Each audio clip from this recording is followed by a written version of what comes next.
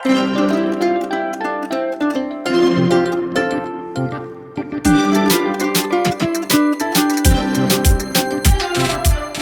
Everyone, आज आम बनवाक जाऊे गोटे सुंदर किड्स स्पेशल टिफिन रेसिपी जोटा कि बहुत ही हेल्दी और बहुत ही टेस्टी। तो निश्चित यहाँ ट्राए करूँ। तो ये आमर टिफिन बॉक्स सीरीज चालू करदे।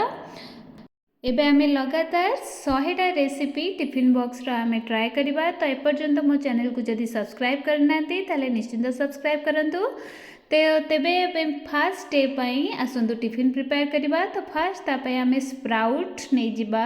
तो मुझे मिक्स स्प्राउट नहीं, तो आपन चाहिए किसी गोटेर भी स्प्राउट नहीं पारे, जमती कि मुग स्प्राउट हो कि बुट स्प्राउट हो सेमती नहीं पारे। जदि आपण पाखे अवेलेबल अच्छी एमती मिक्स स्प्राउट ताहले नहीं पारे। तो देखिपे केते सुंदर भाव में सबू हेल्दी वाला सीड्स नहीं।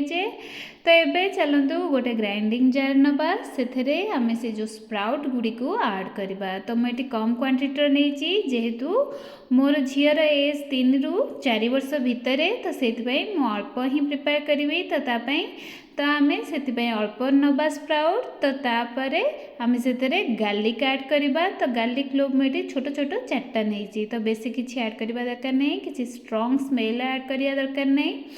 तो ये गोटे टेबल स्पून बड़ टेबल स्पून दही ऐड करनवा। तो फ्रेश दही ऐड करेंगे, खट्टा दही बिल्कुल भी ऐड करेंगे कि मीठा दही ऐड करेंगे।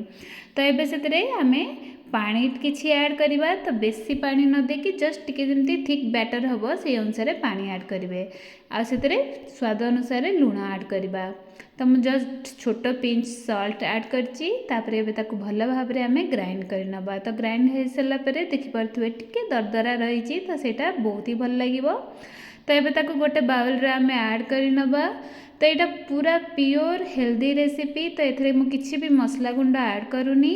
तो आपण अनुसार जदि आप किसी ऐड करा चाहूँगे ताल करें। तो मुझे चॉप करा कटा होता पियाज ऐड करुच्ची, आ कटा होता टमाटो ऐड करुच्ची, आ कटा होता धनिया पत्र ऐड करुच्ची।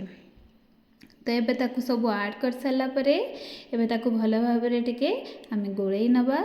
तो चामच द्वारा भल भाव में आम गोलई नवा। तो क्वांटिटी मुझे बहुत अल्प रखी। तो जदि आप क्वांटिटी बेसी रखिए तो से अनुसार आप इंग्रेडिएंट ऐड करेंगे। तो आप चाहिए गाजर ऐड करें। तो ये मो झील को गाजर पसंद नुहे, तो से मुझे गाजर ऐड करूनी। आपन चाहिए ये पनीर ग्रेट करके ऐड करें। तो ये आम ताकू स्मूथली आम ताकू मिक्स करदेले। एबे से गोटे छोट चिरुड़ा लेंबू को ऐड करवा। तो ये भाव में चिपुड़ी ताकू ऐड कर सारिकी ताकू भल भाव में आम फेंटी नवा। तो यहाँ पूरा बैटर टी आमर रेडी हो गलानी टिकी पाई।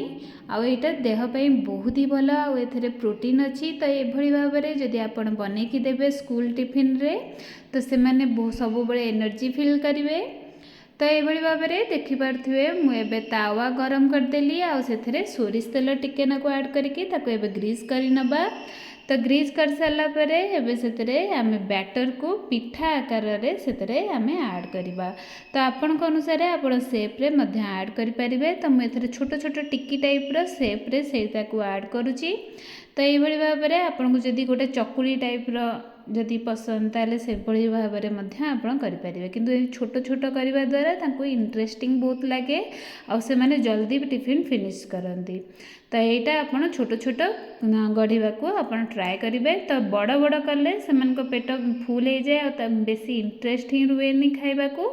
तो से सब जहाँ भी टिफिन देवे सब छोट छोट टिकी टाइप्र कि छोट पैनकेक टाइप्र यही भाव में देवे। तो ये ऐड कर सारापर आप मन रखिए यहाँ मीडियम फ्लेम रे कुक करेंगे। तो 2 ରୁ 3 मिनिट पर तलपटा हो। तो आम उल्ट पल्ट करके भल भाव में सेकी नवा, जमती कि 2 पट आड़ को सेकी नवा। तो ऊपर पटटा एत डीपली सेकिबा दरकार नहीं, जस्ट टिके नाकू कुक हो पर्यंत ताको सेकिबा। देखिपे मु तल पटटा बेसी सेकी ही नहीं, जस्ट टिके टिके जमती कि भल भाव में कुक हो से पर्यंत सेकी। तो यही भाव में तल उपर करके आम भल भाव में सेकी नवा। एबे गैस फ्लेम आम लो करके सेकिबा। तो सेकी सारापर आम जो जानीदे जे एथरे किसी भी रनेस नहीं, पूरा किसी भी कंचापन नहीं।